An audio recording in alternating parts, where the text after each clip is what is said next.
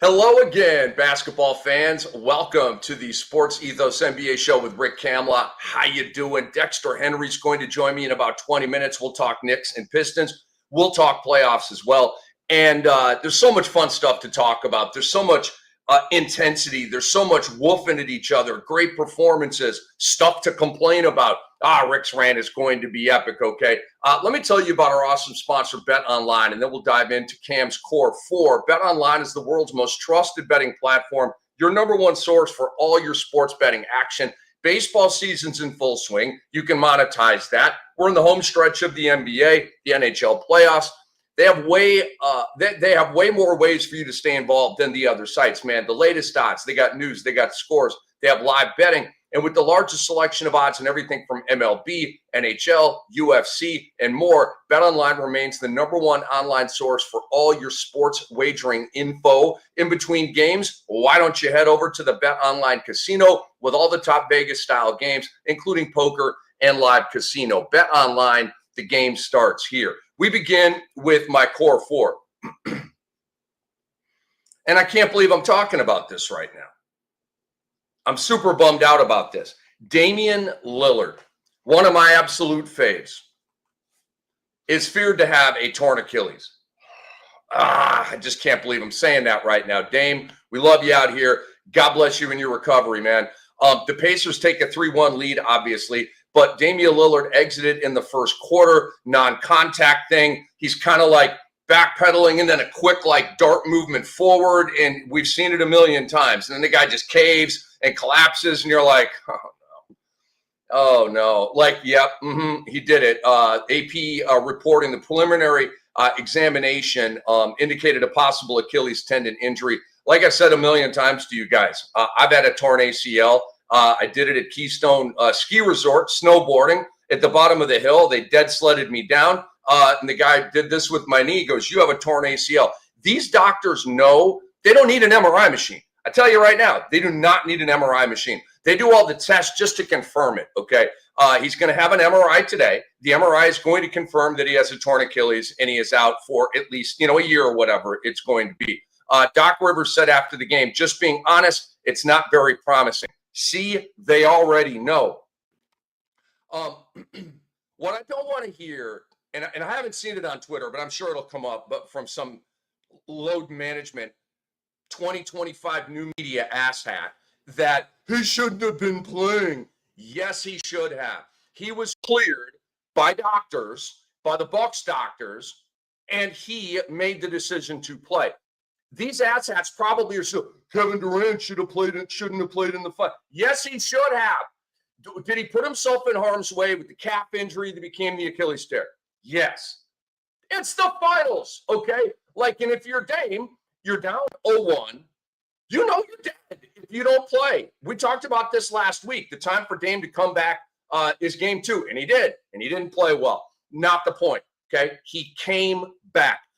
In Rick's rant, I have a couple of guys in my penalty box right now for missing games, okay? John Morant and Jimmy Butler.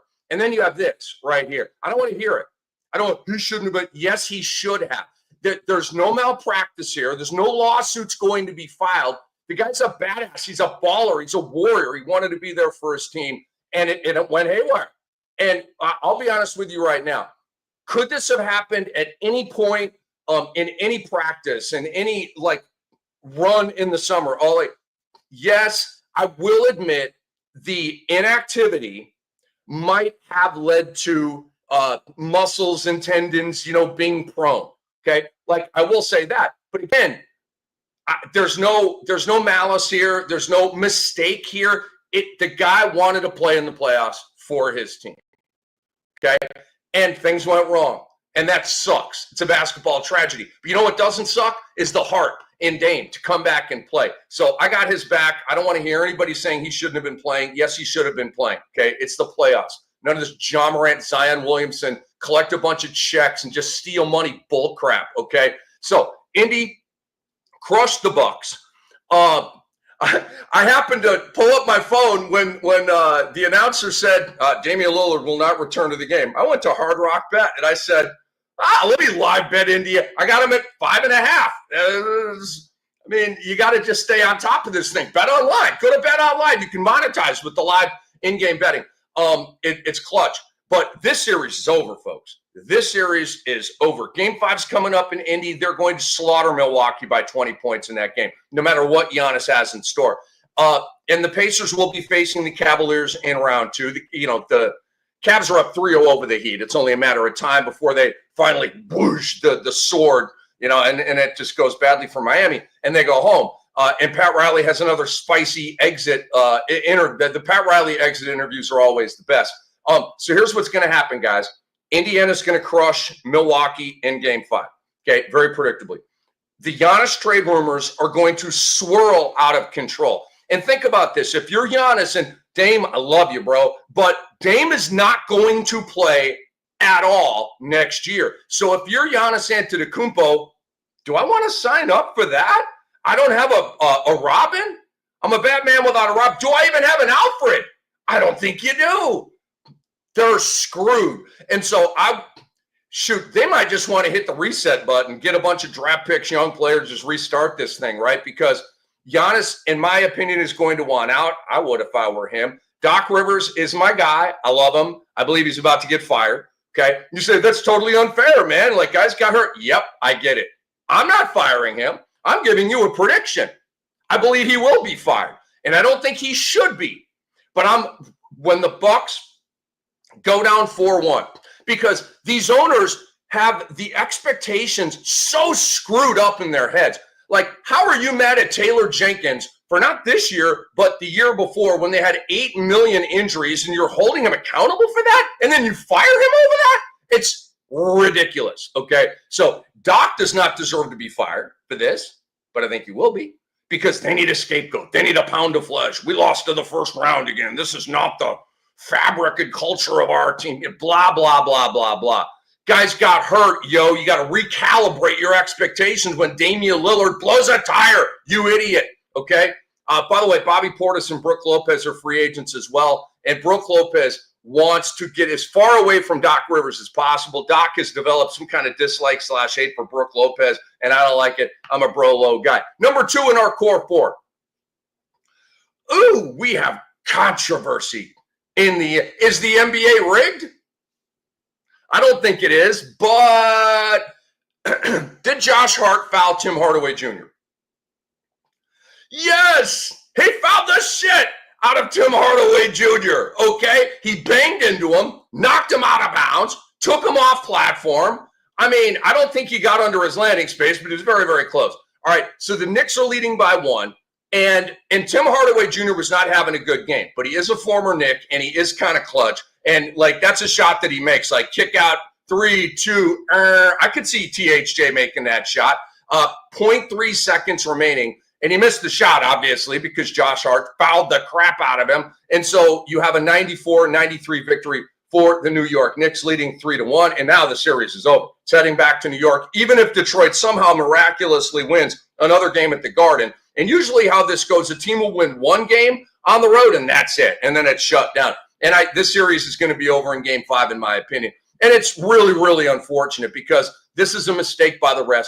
David Guthrie, who was clobbering, I think it was Steve Kerr, just getting all over. David Guthrie is not having a good playoffs, by the way, okay? He told pool reporters after the game, during live play, it was judged that Hart made a legal defensive play. How? He said, after post-game review, we observed that Hart makes body contact that is more than marginal to Hardaway Jr., and a foul should have been called. Duh. I mean, there was a ref standing right there.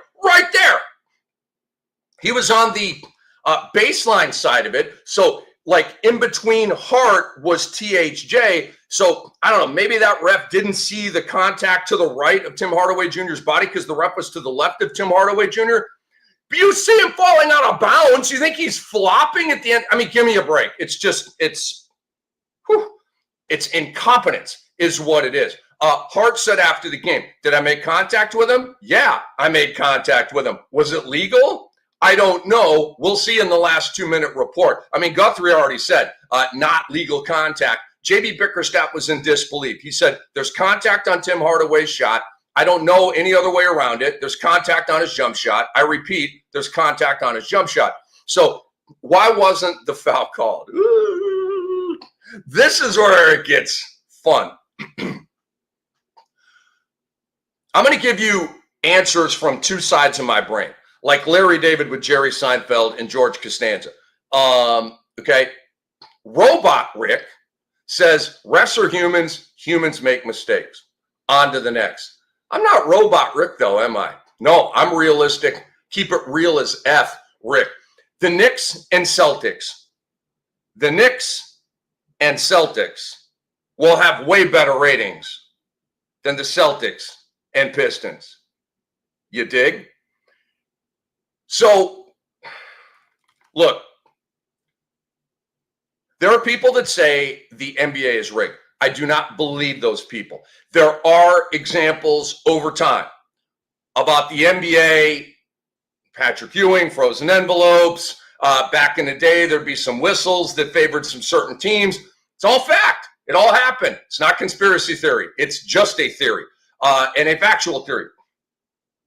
I'm not saying that David Guthrie had some sort of edict from the NBA. You're going to screw up a call at the end of the game to help the Knicks win this. I'm not saying that.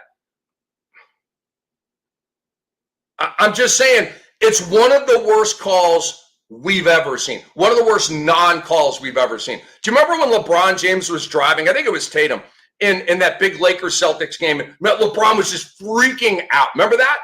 That's one of the worst non-calls I've ever seen. It was like, dude, you hammered him, and they didn't even call a foul on it. It was crazy.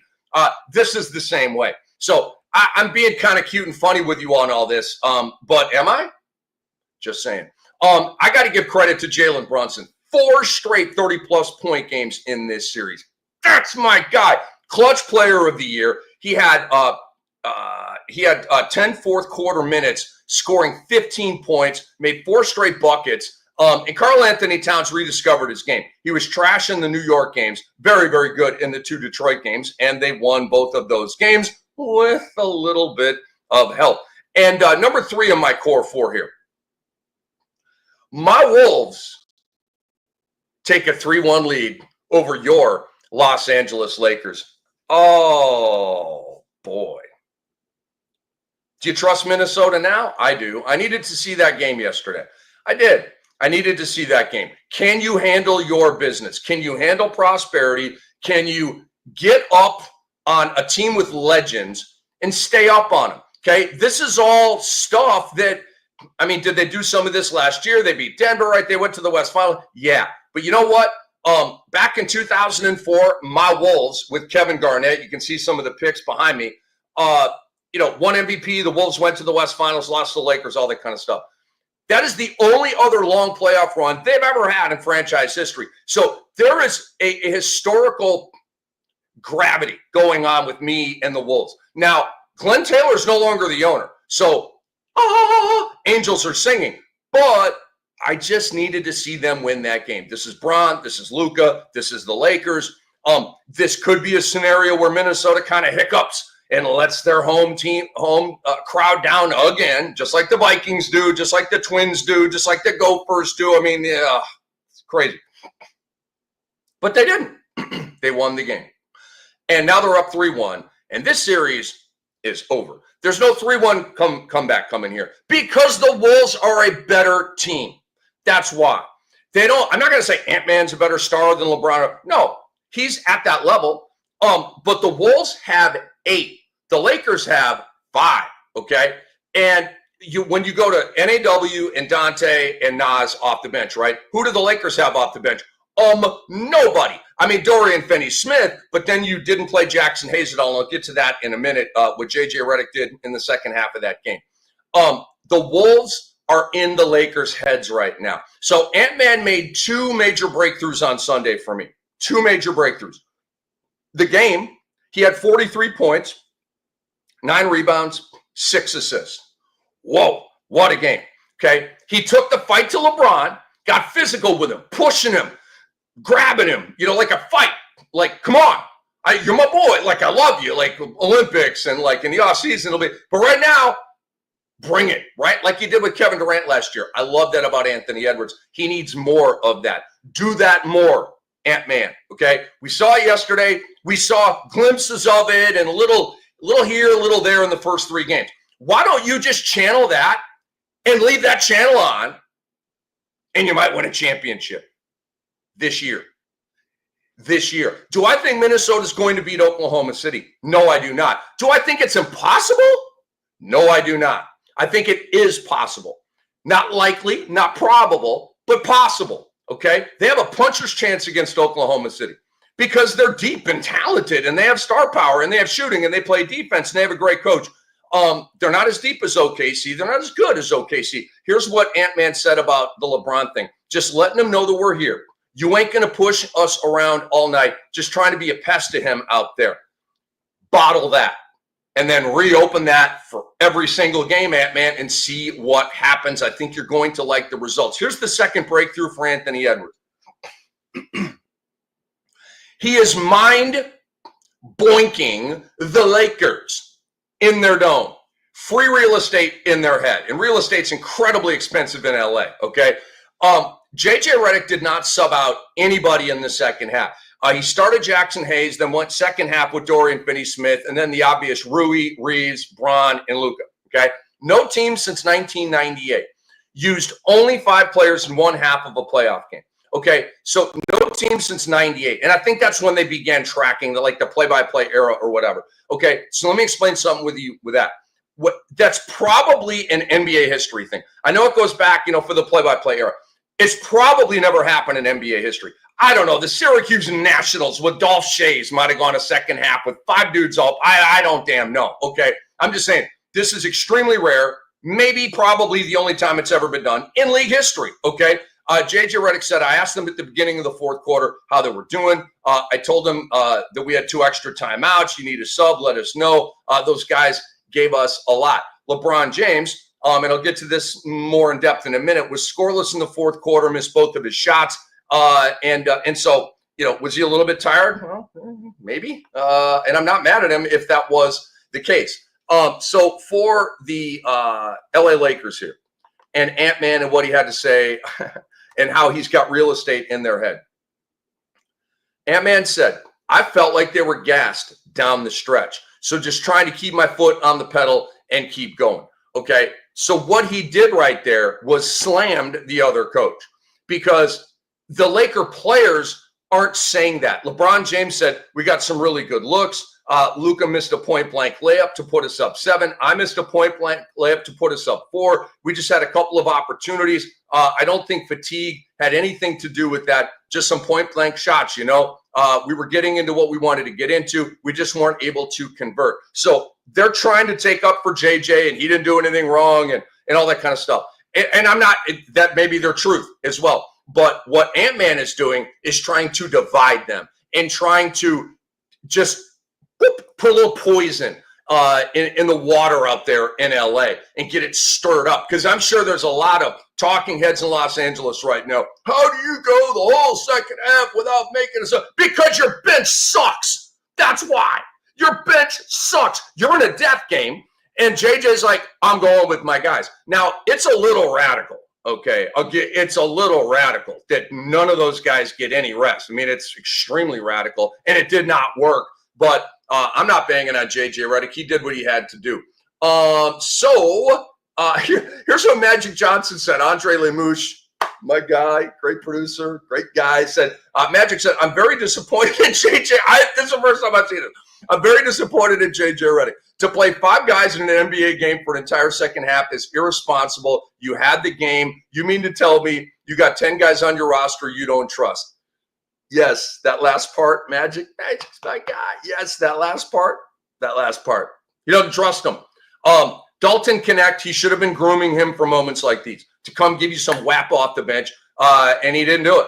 So that's a problem. I've been saying it all year. You don't have to start Connect. You don't have to even play him 15 minutes, 18 minutes. Let him get a lather up, get a rhythm. JJ Redick never. Well, he explored that and then just shut it down. And I think that was a big-time mistake.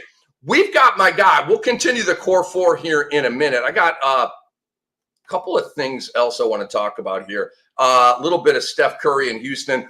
We got a lot to get to here. But my guy, Dexter Henry, is joining us right now. And let's talk Knicks and Pistons. Follow him on Twitter at DHenryTV. Dexter, what's up, man? Looking good as always, my friend. What's up, man? You look well too, man. Good to see you. Yes, sir. Yes, sir. Good to have you on the podcast, man. The SportsEthos NBA Show with Rick Kamla. All right, Dexter, let's get right to it. You're out in New York. You cover the Knicks. I know you know the whole league, and we'll take a little walk around the league here in a minute. Did Josh Hart foul Tim Hardaway Jr.? He did, by the slightest of margins, right? Like, I was fine with the no call because the refs had been letting everything go all game. You saw it. I thought of all the games in this series, Game 4 was actually the best officiated one because they let the guys play. It was like, this, we're going to age ourselves. This was some old school basketball. This was the basketball you saw in the late 80s, early to mid 90s. Guys are going to be physical.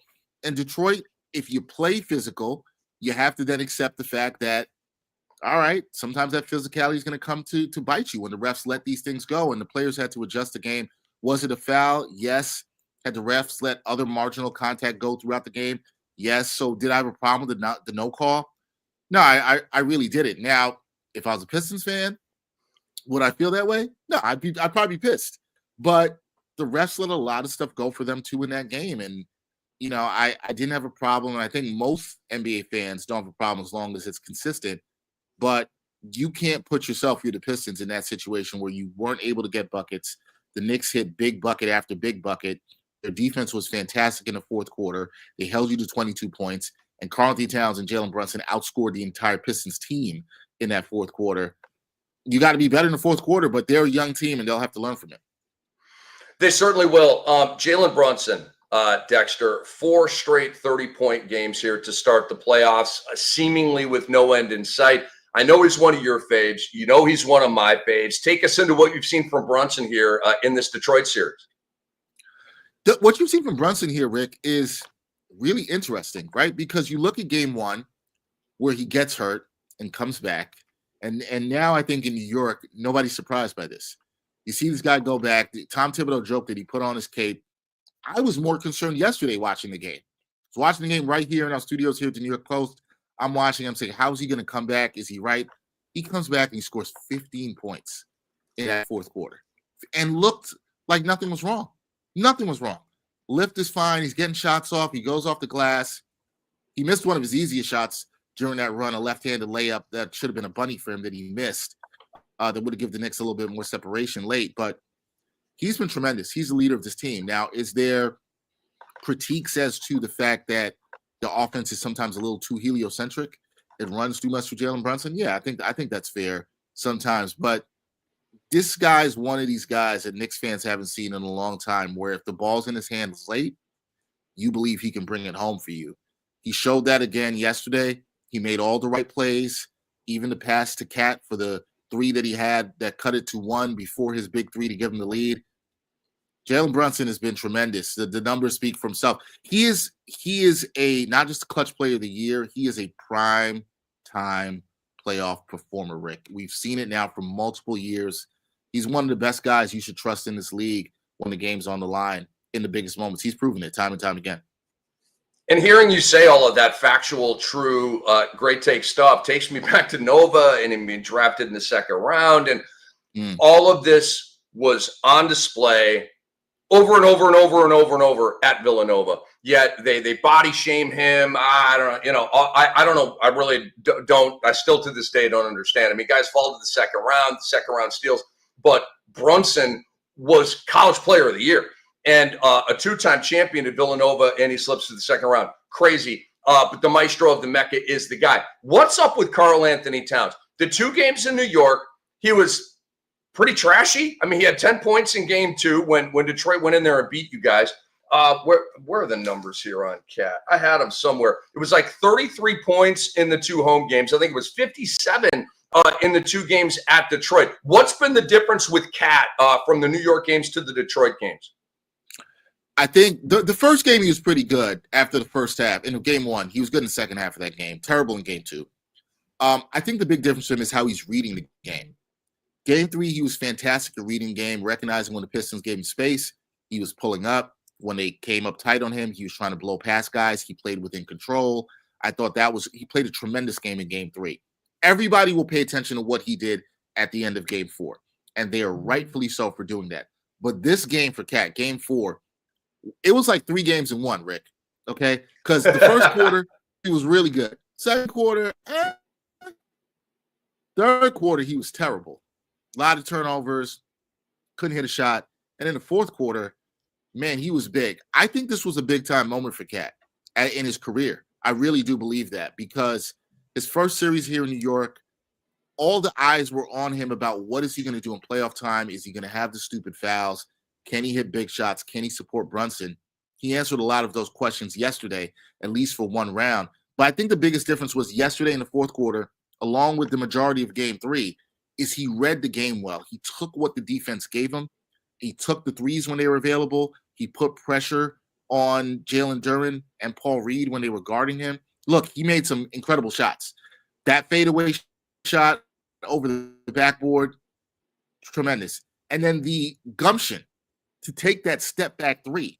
But I think what has to be said in that, Rick, when you take that kind of shot, it's because you've practiced it, because you have the confidence to take it. You know, I had a friend who covers the NBA texted me yesterday and said, Dex, people were laughing at Cat when he said he was the best shooting big man alive.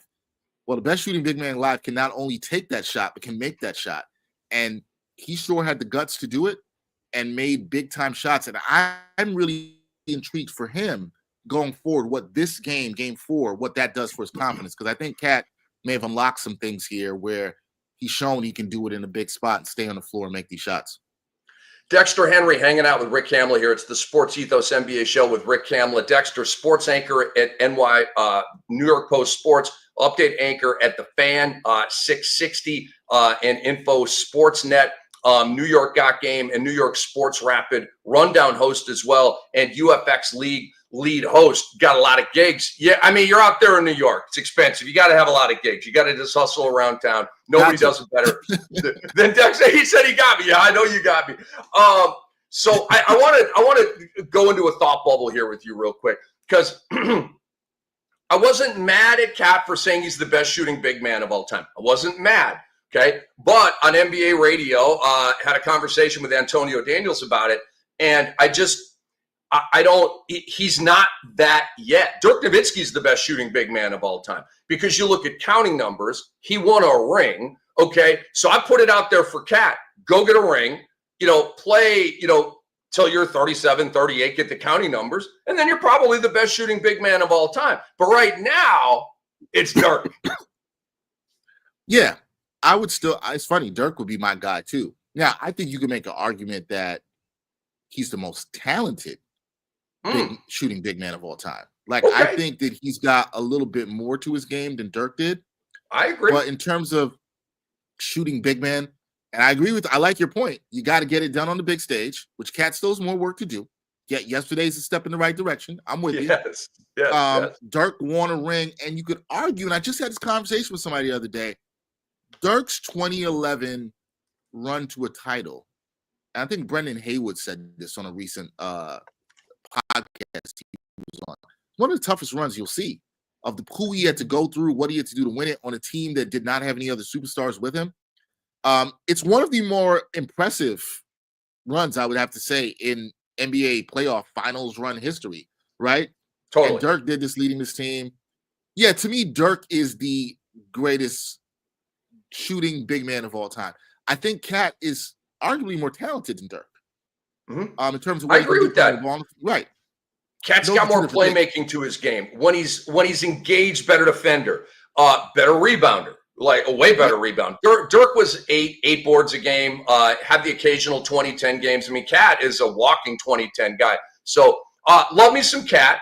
Was bummed at the way he played against Dallas in the West Finals last year. Like, he cratered. Like, it was kind of Harden-esque, actually. And so you're right. Game 4 at Detroit, everything on the line. He really needed to have a stud game, and he did. So I want to ask you about Cade Cunningham, because the first half of game 1, he just had that look in his eye, right? Like searching, figuring it out. I'm not going to say deer in headlights. I'm just going to say, like, he was like, the wheels were really turning. Oh my God, this is the playoffs. Like, Not that it was too much for him, but it was just new to him, right? So second half of that game, he kind of gets it going a little bit, and he's been playing really well, I thought. Take me to what you've seen from Cade Cunningham.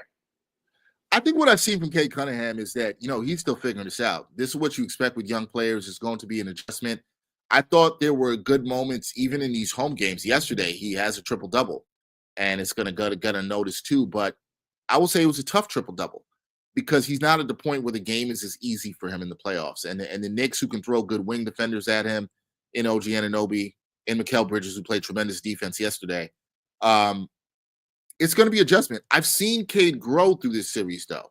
I see him understanding where he can pick his spots, where he doesn't need to rush things as much. I love his makeup as a young player. I think this season has been great for him. I think this postseason also has been great for him in the 4 games. Some people say, well, the Pistons are down 3-1. Cade struggled in game 1. Yeah, he did, but he's a young player. He's the leader of a young team. He's going to have to figure some of this stuff out, and it's going to slow down for him in the playoffs. I expect I think the Knicks are still going to close this out in 5, as I predicted them to. I think Cade's going to learn a lot from this. I think he'll come back the next time he's in the postseason with his team as they make tweaks around this team, stronger and better. He's going to understand the coverages that are thrown at him and how to pick his spots. Look, he was a jump shot away from, being a hero in this game. He got a good look on OG. He made OG work and had him lunging at him, so he created space and he had a good shot. And he had a couple shots that rimmed out. That were halfway down for him in the fourth quarter. Cade, I think his shot selection has been much better too, I want to add, as the series has gone on. That's what's impressed me, the shot selection from him as the series has gone on. But Cade is a tremendous player. There was all the talk before about who's the better player in the series, who's the best player in the series. Is it Brunson? Is it Cade Cunningham? My thought was I still would take Brunson. I do think Cade is a more talented player in the series because of his two-way ability, and he's a more gifted passer. But Cade in a couple of years in the Eastern playoffs, he's going to be a problem, Rick.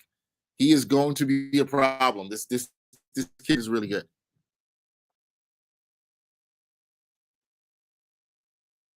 Pardon me. Cade is second team All-NBA for me. Brunson made my third team All-NBA. And so I love them both, right? And they're different players. And who's better? Brunson's better. Okay, he's done more in this league, but I'm not saying he will always be better than Cade. But right now, Brunson's got 4 straight 30s. He's up 3-1. The guy's been an all-star. He's an award winner. And so I think Cade should win most improved, but he has not won that yet. Okay, Dexter, are the Lakers done? Is that series over? I think so.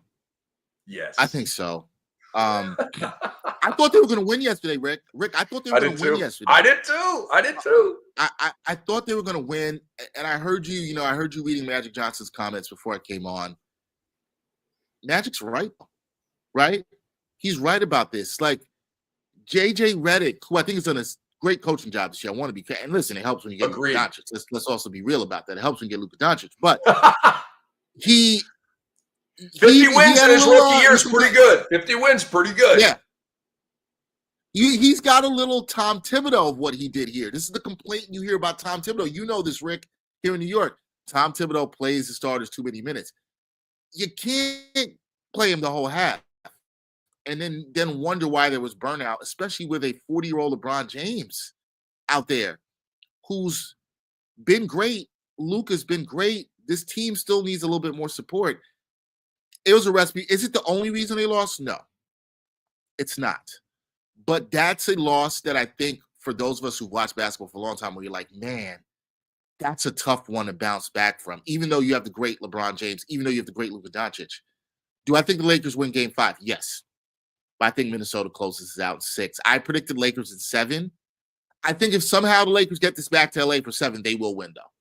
What Minnesota has to do is they got to end this in the next 2 games, most likely at home. If it gets back to LA, no shot. Just don't see it happen. I completely agree, Dexter. I do. They, go get greedy. Like go try to maul them in game 5 and just snuff them out, right? Just don't even give him any life because, Bron is a part of the best 3-1 comeback in league history against GSW when they won the chip in 2016. He's done this before. So don't play with your food, as they say. Go in. But I mean, I agree with you. I think the series is over. Minnesota's the better team. They've got 8. The Lakers have 5, just in terms of, studs and the rotation guys out there. So I think it's a math problem for LA. All right. What is your favorite part, Dexter Henry, New York Post Sports? What is your favorite part about the Clippers and Nuggets series? What's your favorite part about that series? The favorite part has to me is like, we don't know what's going to happen. We have no idea what's going to happen in the series right now. So like these games. Great point. I thought this series was going 7, Rick. If I probably had to put one thing though, if I just did not keep it as general, I would say us seeing Kawhi play at a high level again. That's the thing for me that I'm loving, right? Is seeing Kawhi play at a high level again. And I'm knocking on wood on my desk right here, hoping that he stays healthy through this, because no doubt. This is a treat for NBA fans. We're having Kawhi at a high level. We have the Joker, who's the best player in the league. James Harden's playing at a good level. Now, we know how things can get for him late in series. We know that. So we got to wait and see what might happen, Rick. But thank you for bringing that up. Thank you for bringing that up. It's the elephant in the room here. I do think that like we're in a treat in this series. And I do think it's the unpredictability of this series and how good. These are 2 evenly matched teams. I hope it goes 7, Rick. I hope it goes 7.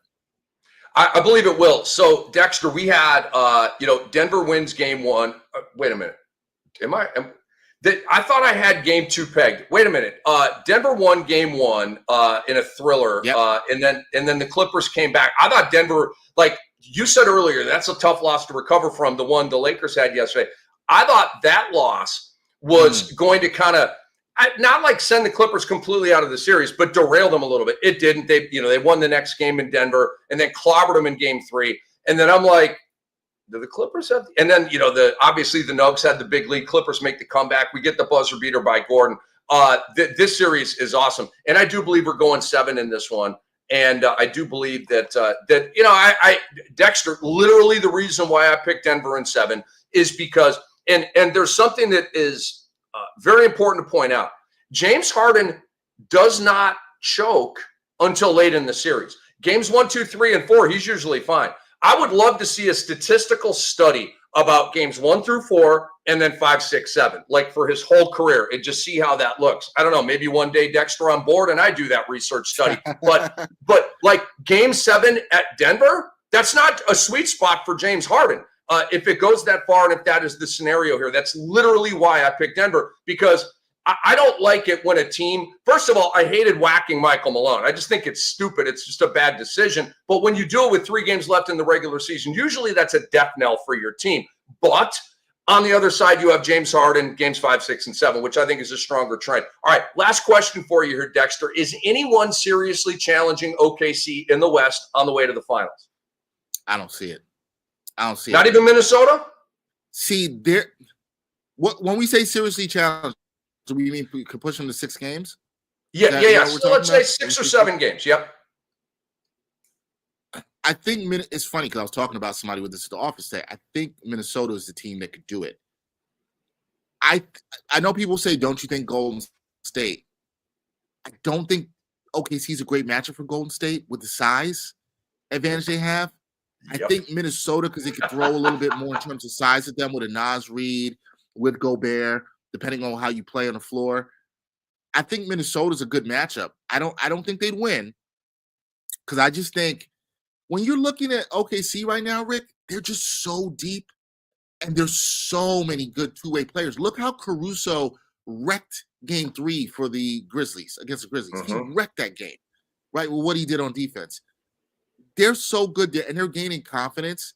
The only thing about OKC is, and this is where a team like Minnesota, let's say Minnesota's up 2-1 on them. Game 4 would be in Minneapolis.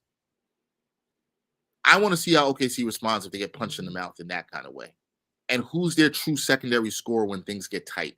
That's the question I have with you. But they're so good on both ends of the floor. And people don't talk about their defense enough. They're so good defensively. Minnesota's a team I think could push them. I think the Clippers, in a way, if they got there, maybe. But, well, they'd see them in the second round. I think Minnesota's good. And I think Minnesota's playing good basketball at the right time. I think they're gaining confidence. I'm stunned with how well Julius Randle's played here in the playoffs. He's been pretty good. Minnesota's dangerous, which is why they can't play with their food. They have a great opportunity now, up 3-1. They can't play with their food, Rick. If they want to get there, if goals get into the Western Conference Finals again, can't play with the food of the Lakers.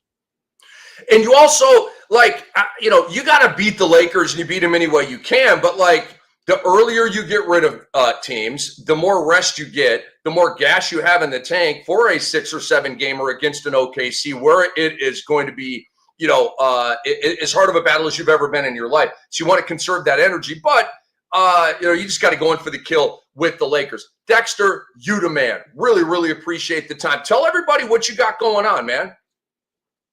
Yeah, man, you can find me. You follow me on all social media platforms at DHenryTV, host of the New York Game basketball show here in New York for the New York Post. We got new episodes coming every week. We're doing live watch parties during the Knicks game, so we're doing one tomorrow night at 7:30. You can watch with myself, my co-host Brian Fonseca, as we watch the game with fans, and we usually have a guest come in with us. So stay tuned with us. That's what we've got going on. Rick, always a pleasure to be on with you on whatever you do, and I got to have you on soon with me. Probably I'll hit you up for this weekend and come talk some NBA hoops with me. You got to return the favor.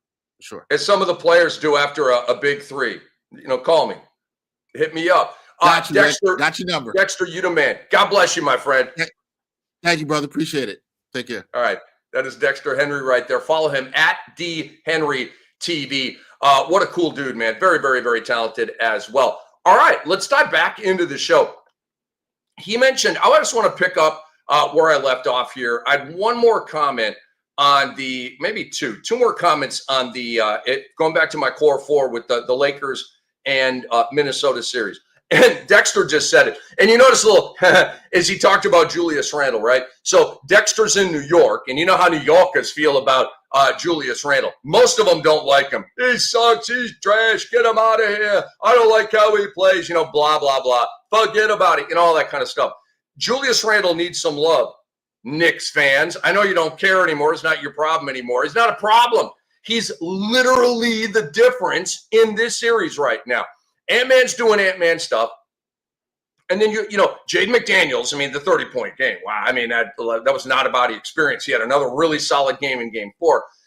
And Naz Reid's doing his thing and stuff like that. But to me, the difference in this series is Julius Randle. All right. Yesterday, 25-7-3. 25-7-3. The game before, 22-5-4. The game before, 27-4-6. And then game 1, he had 16-5-5. Pretty dang good little run there of 4 games. I've always been a Julius Randle guy. The guy plays hard. The guy's clutch. He plays a non-aesthetically pleasing style of basketball, okay? It's old school. It's kind of bully ball. I like bully ball, okay? Julius Randle's my guy, and I wanted to shout him out. Guys, Austin Reeves has to have a big game 5. Has to, okay? He has not been good, and I'm an Austin Reeves guy, and a lot of us are. But I got to call him out right now. Braun is going, for 40 and then had a big game yesterday and ran out of gas, and Lucas had 3 amazing games, and the one game where he was all stomach sick, he sucked. But Austin Reeves has largely sucked the whole series. His game flow has gone 16, 16, 20, 10. That's not where he's been living. The shooting in these games, 38%, 50%, 39%, 43%. Not good. Austin Reeves, love you, but I got to call you out. You got to answer the bell. Ding-a-ling-a-ling-a-ling-a-ling in game 5, okay? Or Laker fans might start to turn on you, bro. I won't, okay? A young stud has a bad playoff series. I don't turn on a guy. If you have 3 or 4 bad playoff series, I'll turn on you. But Laker fans, they're a little different, okay? They want parades on Figueroa, and if you can't help them out with that, they may – Austin Reeves is the problem. Get him out of here. You got to trade him to get more help for Braun. I can already freaking hear it, okay? Number 4 in my core 4 is Steph Curry, okay? And the comeback against Houston, and this was on Saturday night. All right, 36, 9, and 7 for Steph. Oh, I thought Houston was going to win this game because it's a non-Jimmy Butler game, and Jimmy Butler has been the difference with this team. Best defensive team in the league since he got there, all this kind of stuff. So I thought that I mean, it's at Golden State. I didn't think it was like a lay-down deal, but I really thought it was an opportunity for the Rockets without Butler to steal one, right? Because Butler's not going to miss the whole series with this stupid little injury he's got that he should be playing through. More on that in a minute. And then Steph got the huge bucket over Jalen Green with about 3 minutes to go. I mean, I don't know what you want me to say here, okay? Other than historically, he now has the most points by a point guard in NBA playoff history, which is pretty cool. But shout out to Steph, man. I mean, the guy is absolutely a miraculous player. He is phenomenal at an advanced age and still doing this stuff that he's probably not supposed to be doing. And then I love the Draymond Green, Jalen Green stuff. Okay, Draymond Green told Jalen to go paint your nails. And look, I'm not going to go get my nails painted black, but like I'm out and about. I see young people, I see old people, I see people in between from all areas of life and all colors, right? Okay, and I see a lot of young dudes who are straight have painted their nails black. It's kind of just a young thing to do. Okay, so it's like a generation gap here because Draymond is ascending into his deep 30s here. Jalen Green's what, 22? Okay, it's a young cat thing. I'm not. You want to paint your nails black? Paint your nails black. Get a nose ring, okay? Get a forehead tattoo like Post Malone. Do you? I don't care. So, but I do like Draymond going there just because it's playground stuff. It's bully stuff. That's what he does. But I also like what Jalen Green said at the post-game podium. He said, just talking. He can't really do much of anything else. So talking is his only way. Oh, shots fired by Jalen Green. Ooh, I like that. Is he right? No, but he looks at the box score and sees 3 points from Draymond. He's like, yo, another triple single, bro. Okay, there you go. All you do is talk. So that was at the end of game 3. We now advance to game 4. Ding, ding. Oh, I can't wait for game 4. Now, the cameo of the week goes to Aaron Gordon and Nikola Jokic. Aaron Gordon for the buzzer beater that sent us to a game 7 in the best first round series that we have going right now. Gordon tracked it the whole time. And you know the best part of that? Because Aaron Gordon got into it with James Harden, right? They were pushing and shoving, and that was so cool, right? Because Harden got the push, kind of got up in the neck and like bottom of the chin area, and Aaron Gordon snapped when probably just because somebody put their hands on him, but it got up in like the face region. He's like, oh, hell no. That was cool. Okay, you know what was cooler? The fact that Aaron Gordon went over and around James Harden, who didn't box him out. James Harden, if you box out Aaron Gordon, if you stick that wide ass of yours on Aaron Gordon, you win the game. It's that simple. It's that simple. And so, you know, that was, I thought, a big mistake by James Harden. I got to look something up here real quick. That was a tie ball game. I think I'm screwing that up. There's so many games in my head right now. That was a tie game, and yeah, that was a tie game. All right, so you don't automatically win the game, but you go to overtime, and you have a chance to win the game in overtime if James Harden puts that rump on Aaron Gordon, and he did not. And so how cool is that, right? Like, Harden and Gordon get into it. The game comes down to those two guys in the paint on an offensive rebound. I thought that was pretty cool. I talked about this with Dexter, and a brief little warning for you, and I'll get to Jokic here in a minute, on James Harden, okay? James Harden's first 4 games, 32, 6, and 11, 18, 3, and 7, 20, 6, and 9. Yesterday, or what was it, Saturday, 15, 4, and 11. Okay, those are good games. We're at 2-2. Now is when you need to run for cover. Now is when James Harden up in Denver will shoot 3 of 15 with 7 turnovers. Okay, just saying. Just putting it out there. Little warning. Been doing this for a while. So is James Harden. Okay. Nikola Jokic. Like it's a co-cameo of the week. Him and Gordon. Nikola Jokic for understanding the assignment. Okay, he's the best player in the game. He's one of the best players of all time. He's a champion. He is a franchise player. He's the guy. Of all the, Giannis is the guy. Kevin Durant is the guy. Steph is the guy. Of all of the guys, he's the best, the guy. Okay? So he understood the assignment. Game 4, You're down 1-2.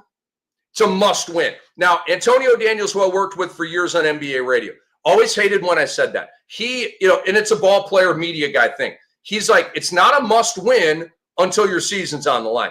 And I love AD. And I understand what he's saying. Technically, officially, he's right. But in spirit, to me, he's not, okay? When you are down 1-2 at LA, it kind of like the Lakers. Do you guys think the Lakers are coming back to win this series? Or do you feel like the Wolves kind of sort of won the series yesterday? That's what I mean. Yesterday was a must win for the LA Lakers to not go down 3-1. It was a must win, okay? It wasn't a death game or an elimination game, but it was a must win.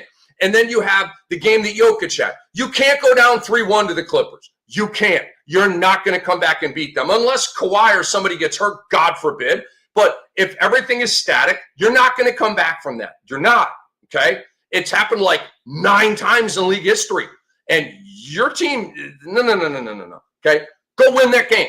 Tie the series at 2-2. Get back on serve with home court advantage. And then you have 5 at home and 7 at home. Okay? And Nikola Jokic went out with 36, 21, and 8. Okay? I mean, just understanding the assignment. I love that. You know what I'm saying? Like Kobe didn't need anybody to tell, yo, man, this is what. No. Nobody had to tell Jokic that, dude, we need a really big game from you. Duh. Okay? All right, Rick's rant.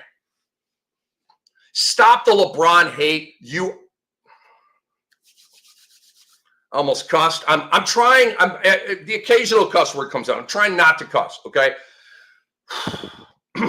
The LeBron hate's got to stop. Legion Hoops, which is a good follow on Twitter. I like Legion Hoops. I don't know the human being that runs Legion Hoops, but I like Legion Hoops, okay? It's a good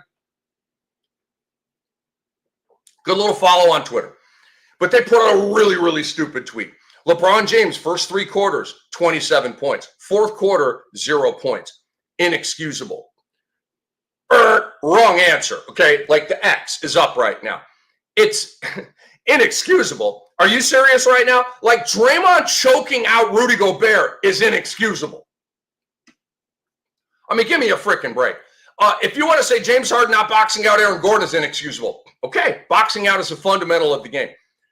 It's disappointing that LeBron James didn't score in the fourth quarter. It's some softer word than inexcusable. I mean, give me a break. And by the way, the fault more is on J.J. Redick. I mean, how do you not get Braun off the court for a minute or two? And again, like I like all the chips in the middle of the table, but no coach has ever done this, and it did not work. Clearly, it's not the way to go, okay? And then other people banging on LeBron for his conversation with Ant-Man late in Game 3. Remember they're laughing a little bit? I mean, it's a dead ball, all right? And did that mean that LeBron wanted the game less? He was given it. It's just so stupid. All these asshats look for these little cracks in the foundation to obliterate LeBron James. A, like he cares. B, like anybody cares what the hell you think. But I just had to say that. Stop the LeBron hate. It's gross, okay? And it's probably code for something else. Catch my drift? Hey, it's the SportsEthos NBA Show with Rick Kamla. Hi. All right, more here on Rick's Rant. Stars missing games in the playoffs. I hate it. And I'm not talking about Darius Garland missing a game and he might miss game 4. It's Cleveland and Miami. They're smoking that team, okay? Like Snoop Dogg smokes a you-know-what. Smoking them, okay? Who cares if Darius Garland misses a game? I'm talking about stars missing games in series where you're like, everything's on the table, right? And you say, Ja Morant, they got swept. Okay, Ja Morant missed a game. You can't, like when you are looking up at OKC, and no, you can't miss a game, dude. You're the quarterback. You're the guy. If you don't have a broken bone, you got to find a way to play. In the playoffs, you have to have your stars, okay? In the regular season, you can make it work with Tyus Jones and guys like this, and I know he's not on the team anymore, but back in the day.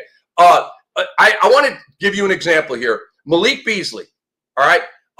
Aaron Nesmith last night, okay, going up to the rim. I think he dunked it and, like, landed hard on his butt, right? Got right back up, stayed in the game. Malik Beasley, earlier in the series with the New York Knicks. You remember the play? It's at the guard, and he's driving, and that was a contest, and he kind of got off balance, and whap, he landed hard, okay? And they had a great camera cutaway to him. He's just laying on the ground like this.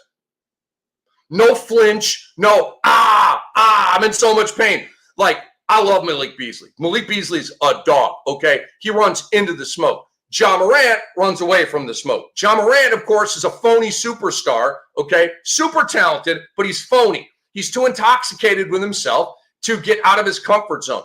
And proof of that, you land hard. I saw it. Oh, you landed on your chest a little bit. You didn't hit your chin. You didn't hit your forehead. You didn't hit your nose. You hit your chest a little bit. And they call it a hip pointer or whatever. Bro, again, regular season, I might bang on you. In the playoffs, you have to play, okay? I mean, it's phony. It's just phony. The gun stuff, and he doesn't play in a playoff game. Malik Beasley took a harder fall than Ja Morant. Malik Beasley, went to the free throw line and stayed in the game. I'm just over it. I'm over it, okay? Scottie Pippen Jr. is a thing. He was the best Grizzly in their last game. He had 30 points, 11 rebounds, 4 assists, and some other goodies. Ja Morant's best game in that series was a 23-point game. Scottie Pippen Jr. just messing around, had 30, okay? Trade Ja Morant now while he's healthy-ish and out of trouble-ish, and the Pelicans should do the exact same as Zion Williamson. These guys are phony, fake, fraudulent superstars. They're never going to win anything in this league. They're very, very talented, very fun to watch, blah, blah, blah. I think literally at the fabric of this is they don't love the game enough. They just don't. They love the fame, the chicks, the cash, all that kind of stuff. They don't love the game enough. If you love the game more, you'd play more, okay? You'd fight through injuries. Ja Morant would not have missed that game if he loved the game more, okay? You'd be more, careful with your little gun bull crap if you loved the game more. I told you it's an epic Rick's rant. I told you. I warned you, okay? I got more. Jimmy Butler. Jimmy Butler, man. He's your guy. He's your guy. But you lose game 2 because of his injury, and you win game 3 because Steph is a miraculous player. Of course Jimmy Butler's missing games. He's soft. He's the fakest tough guy that I've seen in a while. The guy's fugazi. This is why I don't trust the Dubs. I have all these conversations with all these great media members, right? And I have my boy Kurt Heelan on from NBC Sports, and I asked him, are the Warriors overrated? He said, no, definitely not. All this kind of. So I love Kurt. I completely disagree with that. And I thought this is 2 weeks ago or 3 weeks ago. I'm like, they're overrated. This is why I don't trust Jimmy Butler, a.k.a. Mr. Hollywood, because like Ja Morant, he wants to take the easy way out and run from the smoke. And Jimmy Butler, when he's healthy, sometimes will run into the smoke. We've seen him do it in the play-in tournament, and we've seen him do it in this series. When you are on a team that is trying to extend a dynasty, you got to find a way to play. Oh, he had a little glute thing, a little butt injury. Did you break anything, Jimmy? Did you break anything? Or are you just sore? You got to play through this stuff. Check this out. And maybe, I don't know, man, if the Warriors held him out, precaution and all this, if you're Jimmy Butler, you got to insist on playing. Okay, so I think ultimately the blame does go to the player. Because even if the trainers go, well, it's real sore, you probably shouldn't play tonight, blah, blah, blah, all that nerdy load management bullcrap. If you're Jimmy Butler, you can say, F that, man, I'm playing. And you know what? The medical team and all the way up to Joe Lacob are going to be like, let's go, Jimmy, let's go, okay? No, you don't miss the game. Anthony Slater put out before the game that Jimmy missed.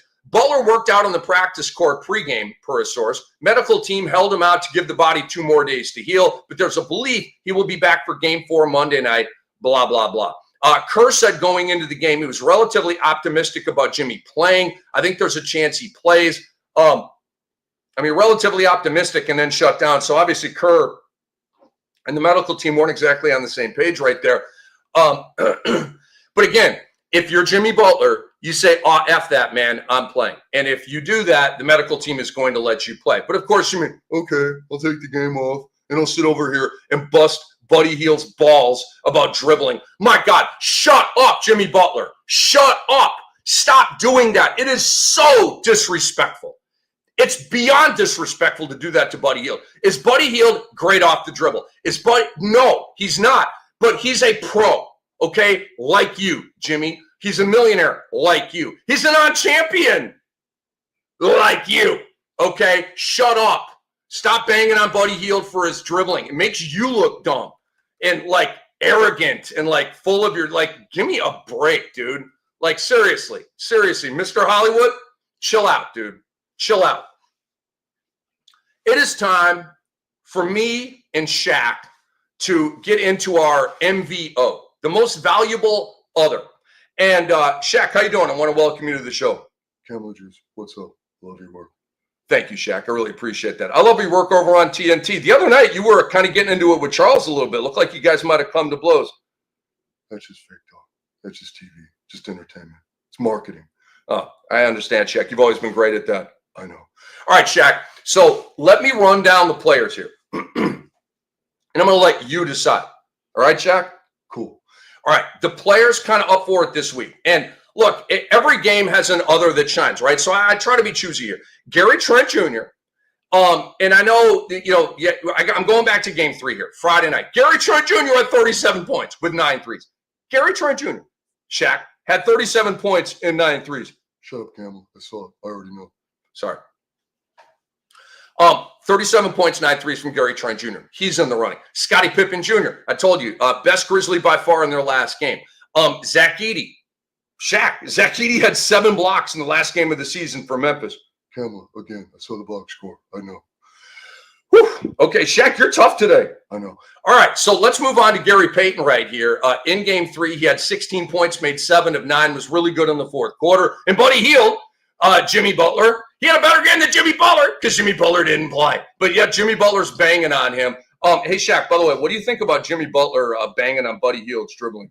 I think it's lame. I think Jimmy needs to shut up. If you're not playing, you shouldn't be talking. Shaq, did you just quote Pat Riley right there? No, I quoted myself. All right, I hear you right there. All right, so we've got Gary Trent Jr., Scottie Pippen Jr., Zach Edey, no junior, Gary Payton II, and Buddy Hield, and I don't know if he's a junior or not.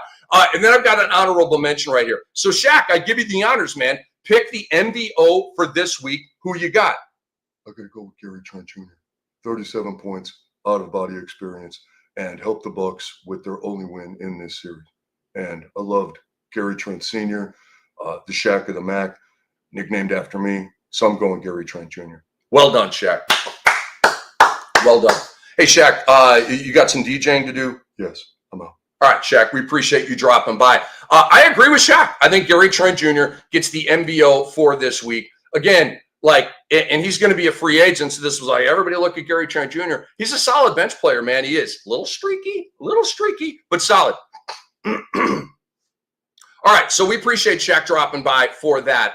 And Russell Westbrook got it last week, and Gary Trent gets it this week. Shout out to Davion Mitchell, by the way. Game 3, 16 points, 5 assists, 3 rebounds, made 7 of 11. He has been an awesome other for the Miami Heat. All right, shout out before we get out, folks. I got a couple of them here. One is for Jalen Brown. Jalen Brown, and this was before the Celtics went into Orlando and won Game 4, which is incredibly predictable. And yes, they covered the spread, not by much, but I think it was 7.5. They won by 9. Click.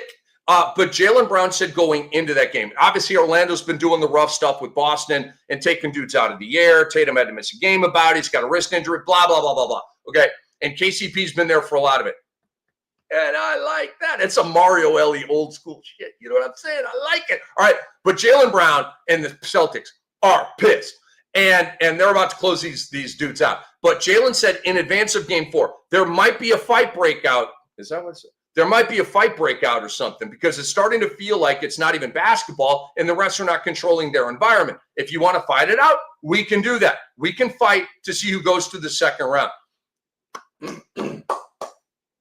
That's my guy. I love old man Jalen Brown.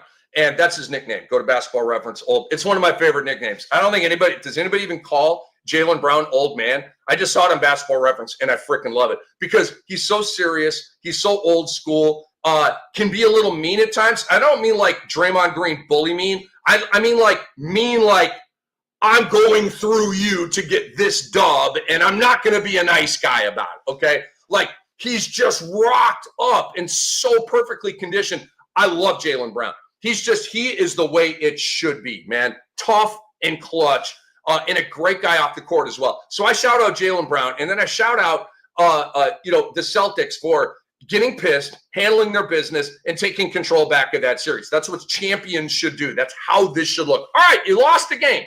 You lost the game. Now, come back, drill them, get back to Boston, and don't play with your food. All right, it's like the theme of the show. And knock them out in 5, and then get some rest for yourself, okay? And then lastly, Jonathan Kuminga.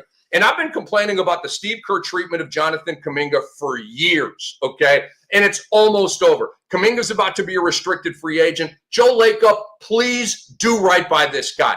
You guys, it's not your fault, Joe. I love you, Joe. You're my guy. Joe's my favorite owner in the league, okay? It's Kerr's fault. It's him, Joe, not you. But, Joe, please take care of Jonathan Kuminga because he's a restricted free agent. And the Warriors are probably going to orchestrate some kind of a trade to send Jonathan as a paid player to a team that's going to feature him and make him a big deal. Joe, please don't haggle too much here and jam up Jonathan Kuminga again, okay? I'm not saying give him away, but he's a restricted free agent. You guys don't want him back. You're not going to be able to afford the price tag that the next team comes up with. So let him go without that much of a fight. Don't sit here, well, we need a 7th second-round pick for him. Just let him go. Let him go. Do right by this young fella, okay? Because your team has not done right by this young fella. And from what I hear, he's in the gym all the time. He's always in phenomenal shape. He works on his game. We have seen improvements in his game, okay? Steve Kerr just doesn't like this guy. Jonathan Kuminga said, and Sam Gordon put this out, I hate the fact that everybody is telling me, be ready, get ready. I already know I'm ready. The more you keep telling me to get ready, it becomes kind of irritating. You know who's telling him to be ready and get ready? Steve fucking Kerr, okay? Jonathan Kuminga. I do not see a perennial all-star in him. I don't. I think he's actually a little bit overrated. I think people think that he is going to go to a team and become a star, okay?